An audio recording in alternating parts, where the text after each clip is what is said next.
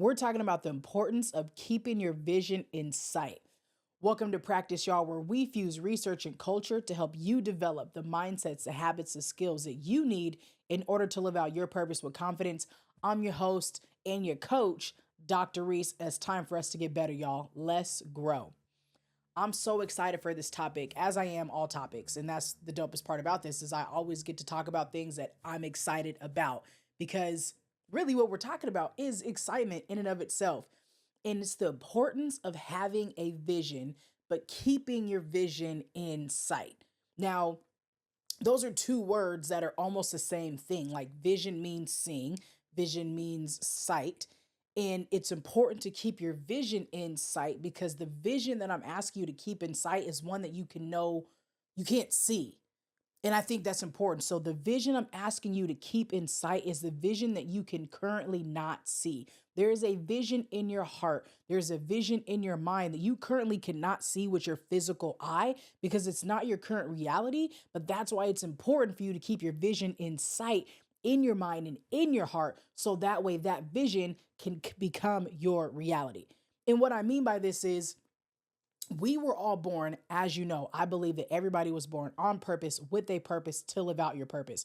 A part of your purpose includes a vision because how much would it suck if we were given a purpose, but we didn't have an ability to not necessarily see physically, but we didn't have the ability to be excited around that purpose. And when I think about purpose, you all know I always know that there's potential. If you have purpose, and that means there's potential. And our potential is the vision. Our potential is a reality that's not yet here. Like nobody was born and automatically like reach their potential. Like because so there's a gap between the two. And I believe in order for us to continue to stretch and grow and maximize, we have to keep a vision on our hearts. We have to set our hearts and our minds on a vision. And when you set your heart and your mind on a vision, this keeps you encouraged. This keeps you engaged. This keeps you motivated. This keeps you moving. And even in times where you are like, I don't want to move. I don't want to engage. I don't want to be encouraged. I don't feel good. All of those things, which happen because life be life and grief happens and all different types of things. Like, right, I understand that.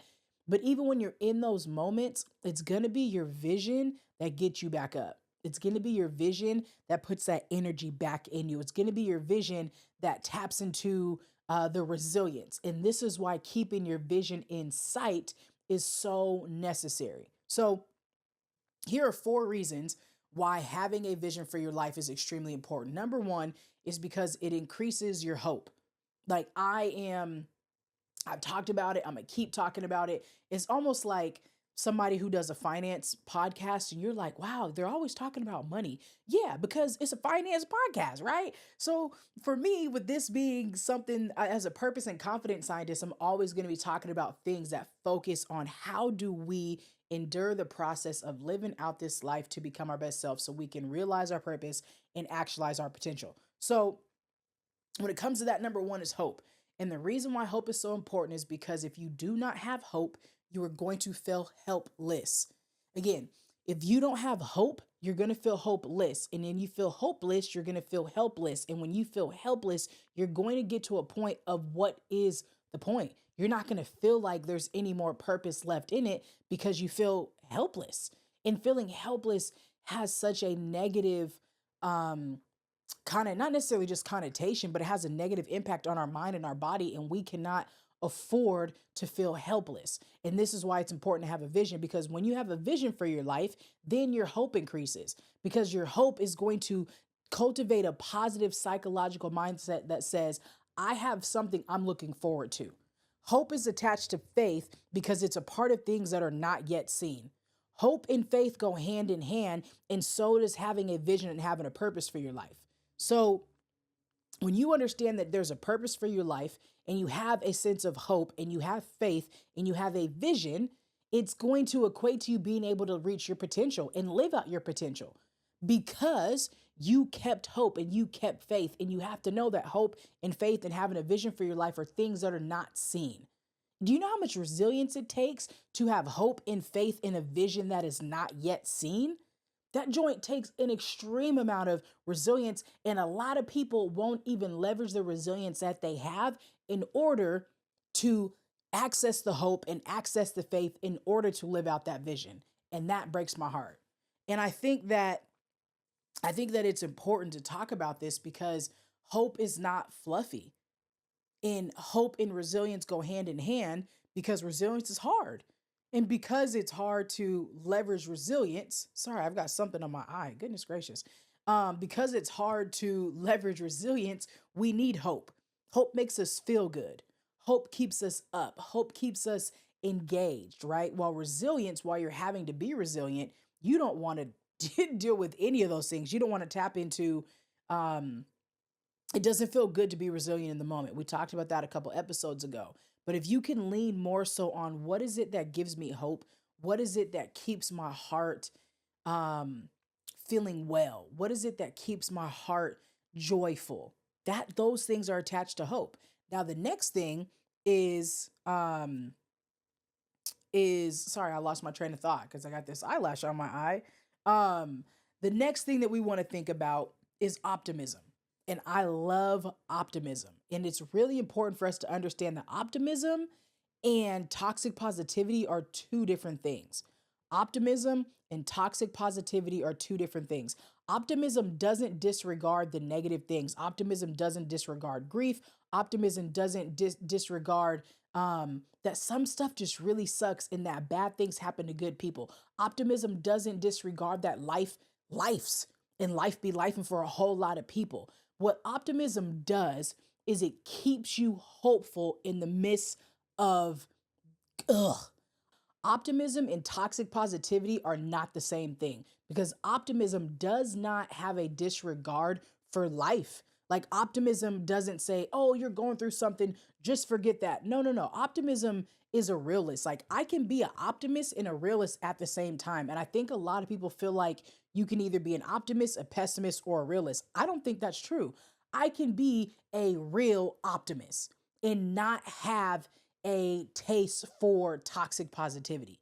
As somebody who I believe I'm rich and resilient, I have to leverage optimism in order to be rich and resilient.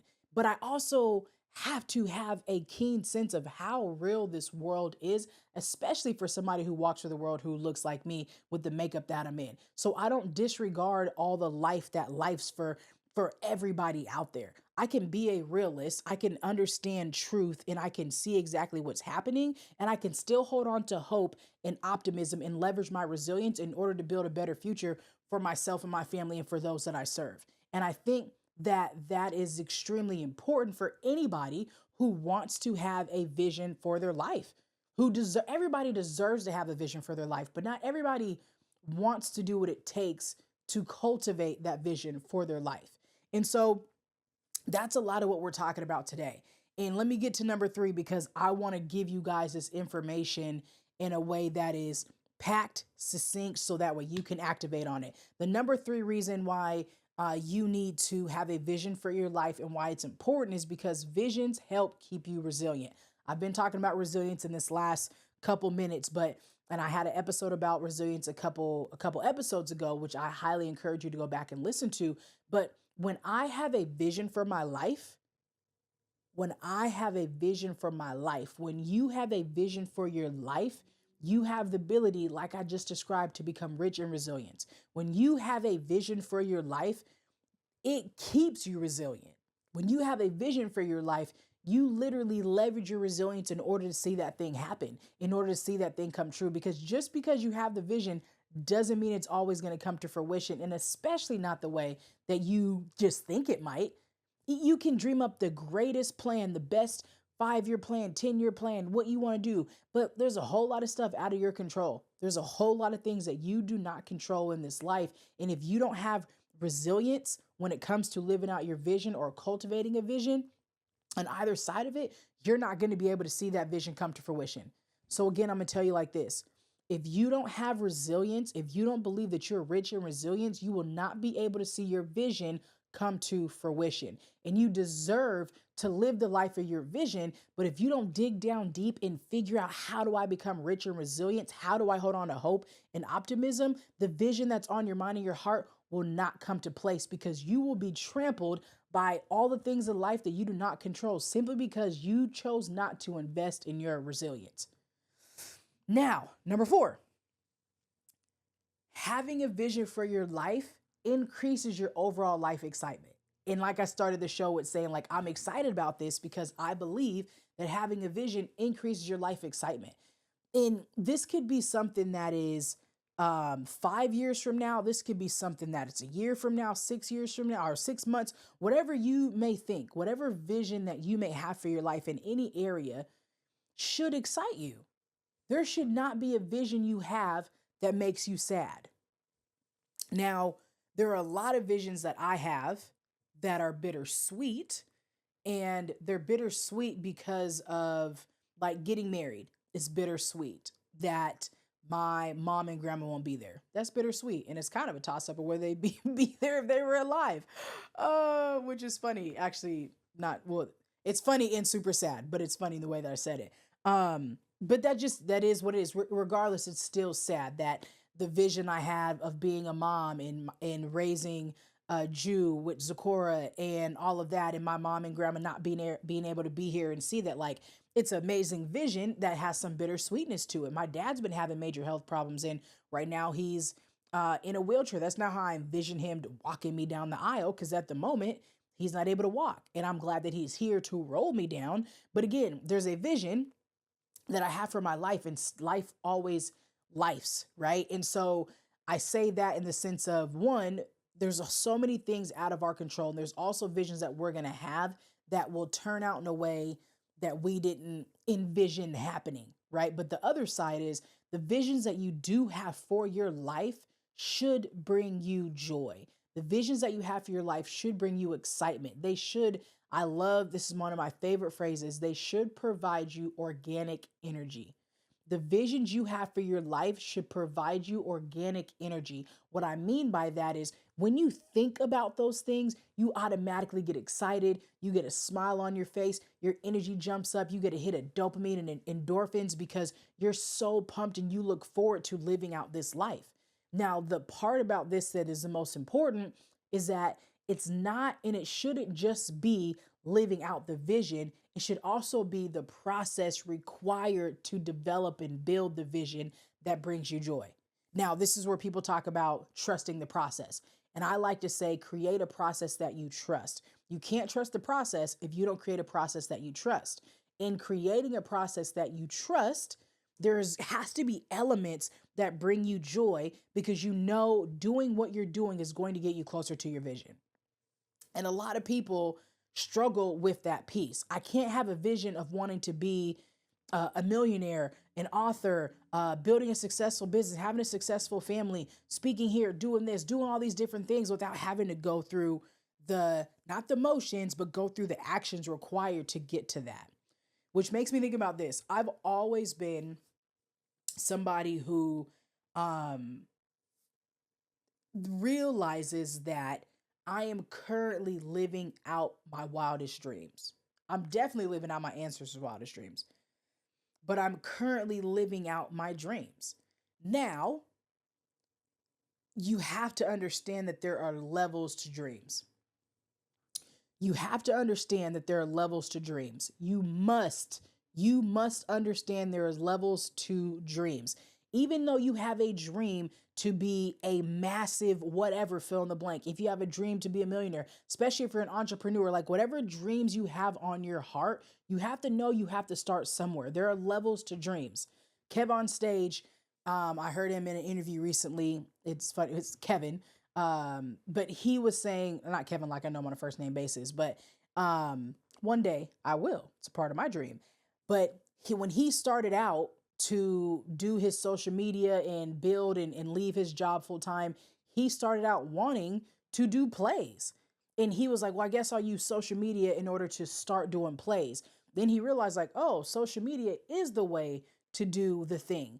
And unless you get started, you'll never know where your dreams will take you. You have to get started in order to figure out where will my dreams take me. You will have a vision for your life, but unless you put in the action, you'll have no idea how that action is going to unfold into things that you didn't even have the ability to see, because you can't see things if you haven't taken action. And I think that that is so dope and makes me so happy, because there are things that will unfold in your heart, things that unfold in your mind, and you won't be able to get to the next layers and levels of those things without taking action on the first step. So it's important for you to understand that there are levels to dreams. The level that you're dreaming at right now means you have to start somewhere else. You have to start where you're at. So when I say that I am living out my dream, there are multiple things that I want to do. When I think about my company just in general, like I every day say to myself, I am building the company of my dreams, and it's an 8-figure business. Am I doing 8 figures right now? Nope. Nowhere. I'm not doing nowhere near 8 figures right now. But that doesn't mean I'm not living out my dream, because a part of my dream is doing the thing, not just making the money. Like the money is a byproduct of the action. And so it's important for you to understand that if you want to build an 8 figure, if you want to, let me just say this, if you want to build a successful business, you want to have a successful career, you have to understand that where you're at right now is an integral part of the process. If you don't handle where you're at right now with integrity and with grace and be a high performer and with focus and intentionality, you're never going to get wherever it is that you want your dream to be. You have to be excellent where you are in order to get to where it is that you want to be. And you have to cherish where you're at, and you have to be content where you're at, or else you'll never get where it is. So if you have a vision on your heart and in your mind, you have to treat your current location as that vision. I hope that this is making sense. I hope that I'm saying this in a way that you're like, that makes complete sense. So again, if you're the type of person that has a big vision on your heart, but you're disrespecting where you're at right now, you'll never be able to achieve your dream, because you're disrespecting your current location, and your current location is the foundation for your next destination. I'm going to say that again. If you are the type of person that has a big dream, a big vision for your life, but you are disrespecting your current location, you're not realizing that where you're currently at is laying the foundation for where it is that you're trying to go, your next destination. And my hope for you is that your next destination isn't your last destination. That's just the next layer of foundation. But if you don't put some respect on your current location, your vision will never come to fruition, because you disrespected the starting point. And we cannot have you disrespecting the starting point. So here is, I'm going to break down for you how to create a vision. Because some of you are like, hopefully you're excited, hopefully you're engaged, you're like, yes, I get it. But how do I create a vision for my life? And it's easy for me to think about this because I have created, like, I literally have a mission and a vision and a purpose statement for my life. I've done some episodes on those before, I think. I hope I have. I'm going to go back and check. And if I didn't, then I will definitely make some. But in all of my training practices, I help youth, young adults, people, whoever it is that I'm working with, create mission and vision statements for their life and purpose statements for their life. Because when you have these things, they're anchors. They become a vision, they become blueprints, they become guiding points. And when you're looking at what I call your MVP statement, your mission, vision, and purpose, when you're looking at your MVP statements, your mission is, who do I want to be? What's my blueprint? What's my why? What drives me in my action and why I'm doing what I'm doing, right? What really anchors me? My vision is my mission coming to fruition. Your vision is, what do you want to see as a result of your effort? You tell me, what do you want to see as a result of your effort? If you're going to put in the work, you have to say, what do I want to see as a result of the work that I'm putting in? So when you set a vision for your life, or when you have a hope for your life, or when you're putting in any type of effort, when you're working hard in a certain direction, ask yourself, what do I want to see as a result of the effort that I'm putting in? If you don't know what you want to see as the result of the effort you're putting in, you're going to lose hope. And when you lose hope, it takes at your resilience if you're not resilient enough to be able to remain optimistic. And if you're not resilient enough to remain optimistic, then your hope is going to dwindle, and then that vision that you had is going to diminish.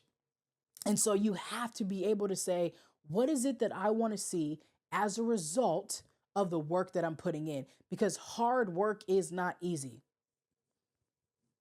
What's newsflash, right? Like, yeah, hard work is not easy. And so because hard work isn't easy, that means you have to be able to develop the strength and endurance to work hard long enough to be able to taste and see.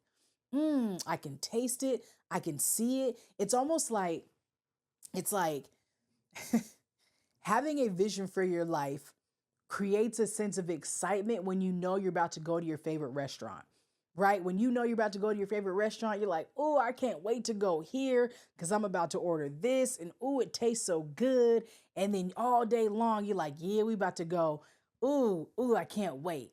And that's having a vision for your life is you should be so excited to get to this place and you can taste it, you can smell it, you already know, and and then it develops an excitement in you that makes you put in the effort to get there. And I remember when I was a kid, I don't know, middle school, Red Lobster, I know they don't do it anymore, but Red Lobster used to do the endless shrimp. And they used to also have this 3-course like shrimp option where you could get a appetizer, and then you could get a entree, and then a dessert for like $20. Boy, listen, when my mom was like, "You want to go to Red Lobster tonight?" I was like, yes. So all day long at school, I couldn't wait to get me the shrimp scampi with the shrimp fettuccine with the baked potato soup and then the brownie. For look, you could tell big girl vibes all day. I couldn't wait to do it. So all day at school, I would be thinking, oh, we're about to go to Red Lobster tonight. So pumped about it. And I bring that up to also create this. I had a vision of where I was going. I could taste it, I could smell it, I could feel it. I had the excitement around it to have that experience. And that's what you should have when it comes to your life. Like, it shouldn't just be moments of going to dope restaurants. Like, your life should excite you of like, man, I get to wake up today and I get to do this thing. Oh, I'm so excited that I get to do this. Now, not every day is like that. I get it. Not every day do you get to go to Red Lobster and, turn up. Another example that I'll use when it comes to this before I forget it is Red Lobster used to have the endless shrimp. That's what it was. They had the endless shrimp, the all you can eat shrimp, and they got rid of it because they were like, we are spending way too much money. It makes sense from a business perspective. But I used to love when we would go to Red Lobsters and get the endless shrimp. So before I had the knowledge on this is not how your stomach works, I used to be like, oh, no, I'm not really about to eat because if I don't eat when I go to Red Lobster tonight, I'm going to be able to eat a whole bunch of shrimp and I'm just about to pig out. The way that this translates into having a vision for our life is similar to what I just said, but also there was work and effort that I put in order to get a certain result. So we have these skills as people. We put them in multiple areas of life. What we need to do is apply it to our vision. What we need to do is apply it to how we want to live our whole lives. So, how to create a vision. The first thing is, I just want you to sit or walk or move or roll or stroll. I just want you to move. I want you to move without any outside influence. Any no podcast, no music, no TV, no nothing. I just want you to move and think and allow your thoughts to just hit you. Move, think, allow your thoughts to hit you and see what comes up and ask yourself the question what do I want to see as a result of my hard work? Especially if you're an adult. If you are an adult who has agency and autonomy over your life, I need you to ask yourself, what do I want to see as a result of my hard work? Yes, life is ghetto. Yes, life be life. And yes, inflation is happening. Yes, there's about to be a recession. Yes, all these different things, but you're still going to work hard. You're still waking up and going to work and paying the bills and doing all these different things. And life shouldn't be a rabbit cycle of just hard work with no reward. So I want you to think about, what is it that I want to see as a result of my hard work? Sit with that. And what comes up, think about what gives you organic energy, what makes you smile, what makes you be like, man, if I had just an hour more of free time a week, I would do this. If I had just a little bit more time here, I would do that. Oh, and this is also another thing is bucket lists. That's a dream list right there. That's a vision list. Having a bucket list for your life is a life hack because it's a list of a bunch of visions you have for your life. And it is essential if you are going to be a well-rounded, healthy human being. You need to have a bucket list. You need to have a list of things that you aspire to do that make you happy, that make you face your fears, that make you want to get up, and then now you're challenging yourself to do something. It may be take a trip, it may be run a marathon, it may be quit this, it may be start that. I don't care what it is. Everybody needs to get themselves a bucket list because your bucket list is a list of a bunch of visions that are going to give you hope and optimism and increase the excitement in your life. And when you have those three things going on in your life and in your mind, it increases your ability to be a better you. Life hack. So that took me where I wasn't necessarily trying to go at this very moment, but I'm not mad at it. So I want you to think, I want you to allow thoughts to come in. I want you to think about when I was a kid. You got to go back to being a kid. The little kid in you, what are they thinking? What are they feeling? What do they want to happen? So think about the kid in you and allow the kid in you, the younger you, to dream again, to imagine again, to explore again. Allow the kid in you to have some space to just exist. And again, these visions for your life could be professionally, they could just be personally. And so here's where I want to take us next, as we wind down here, is this: make a list of all those things. I think that when you have a vision for your life, they should be broken down in these following ways. I think you should have a vision for your life spiritually, mentally, emotionally, relationally, physically, and financially. I think you should have a vision for your life spiritually, mentally, emotionally, physically, relationally, and financially, and intellectually.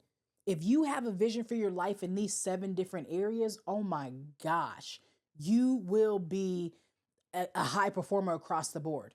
Set a vision for your life in these seven areas, and I promise you that you will be so pleased with yourself. You'll be pleased because you'll be striving in ways that you probably didn't even know that you could. So I want to challenge you to have a vision for your life spiritually, mentally, emotionally, physically, relationally, financially, and intellectually. If you can sit down and just say, what is my vision? And even not maybe a grand life vision, but maybe just in this season. So ask yourself, what is my vision for my life spiritually right now? What is my vision for my life emotionally right now? What's my vision for my life mentally, physically? How do I show up? How do I treat my body? What's my vision for my life relationally? Do I have the right people in my life, or am I still dwelling in relationships that no longer serve me? What's my vision for my life financially? Am I spending the way I want to spend? Am I earning the way I want to earn? Am I enjoying this relationship here? And then what's the vision for my life intellectually? Am I still a learner? Like as an adult, have I stopped learning? Am I learning about things that I want to learn? Or have I just stopped learning altogether? When you can create a vision for your life in these seven areas, you will be an unstoppable human. I believe it. I firmly believe that if you create a vision for your life in these seven areas, you will be unstoppable. When you create a vision for your life in these seven areas, you will become your best self. You will develop an immense amount of confidence in yourself holistically. These seven areas are just make up who we are as humans. And so I challenge you to ask yourself, do I have a vision for my life in all these areas? If not, then I need to get it down. So here's your next challenge, or here's your next thing: how to bring these to fruition. So there's no point in having a mission if you don't have a vision and you're not figured out how do I bring that to fruition. Every vision needs an action plan that assists you in bringing it to fruition. This is how you do that thing. Number one, you write them all down. So if you're going to go with the holistic 7, you write all those down. What do I want to see as a result of my effort in these 7 areas of my life? You can even do multiple in each area, but I don't encourage you to do too much because too much can distract us and then we're just running around and now we're doing way too much. We don't have time for that. But you make a list and you write it down physically. You can start with writing them in your phone, but then you want to be able to write them actually down on paper and iPad. I actually recommend both.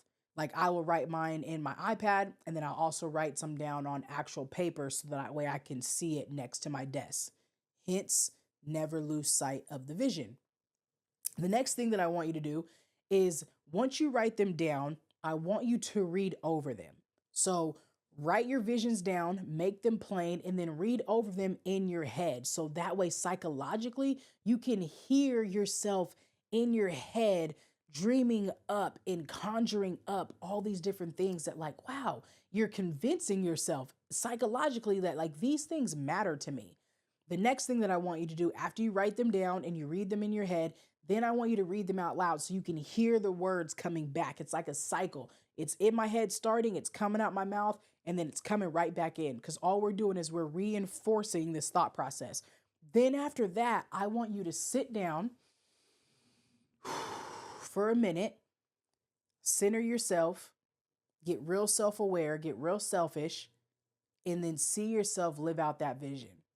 See yourself being that person who is growing spiritually, mentally, and emotionally. And see yourself doing the physical things that you want yourself to do. See yourself spending or earning whatever it is financially. See yourself engaging in those relationships. See yourself learning intellectually in the way that you said that you wanted to.